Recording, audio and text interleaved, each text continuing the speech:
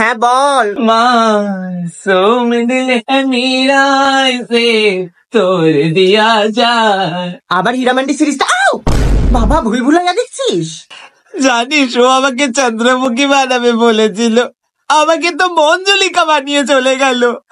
মানে কি হয়েছে তোর? আমার ব্রেকআপ হয়ে গেছে, রাহুল আমাকে ছেড়ে চলে গেছে।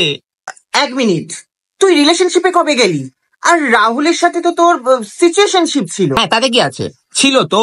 হ্যাঁ জানি ও জাস্ট আমাকে ফ্লার্টই করতো, আর কিছু করতো না, বাট স্টিল সেগুলোকে আমি হিন্দ ভেবে নিজেদের একটা আলাদা সাম্রাজ্য তৈরি করেছিলাম, যেখানে আমি রাহুলকে বিয়ে করছি, আমাদের ছোট ছোট বাচ্চা খেলা করছে, বাট স্টিল ওটা একটা শিপ ছিল যেটা ডুবে গেছে, আমি ডুবে গেছি। আপনিও নেই লুটা, লহরু কা ক্যা দম থা। দাঁড়া, দেখ যেটা হয়ে গেছে সেটা হয়ে গেছে। রাহুল তোকে ফ্লার্ট ছাড়া কিছুই করতো না। আচ্ছা আমার কান্না শুনতে পাচ্ছে? হ্যাঁ নিশ্চয়ই শুনতে পাচ্ছে। আমি এত কষ্ট পাচ্ছি, ও নিশ্চয়ই সেগুলো শুনতে পাচ্ছে। সুন রাহা হ্যায় না তো রো রহি হুঁ मैं। স্টপ, তোর এই স্পটিফাই মিউজিক বন্ধ কর। ও তোর গান শুনছে না, শুনবেও না। আর ও তোকে কখনো ভালোই বাসেনি, জাস্ট তোকে ইউজ করতো, বুঝলি?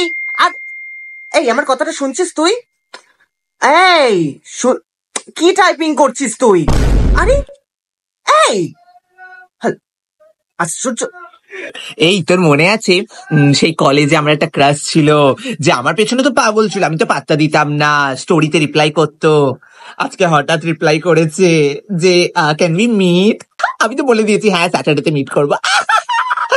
আই থিঙ্ক আমাকে ভালোবেসে ফেলেছে, আর আমার মনে হয় আমারও ওকে একটু একটু পছন্দ। I think we can make a good relationship, you know? Something big is coming. তোকে সমস্ত কিছু বলবো। Okay bye.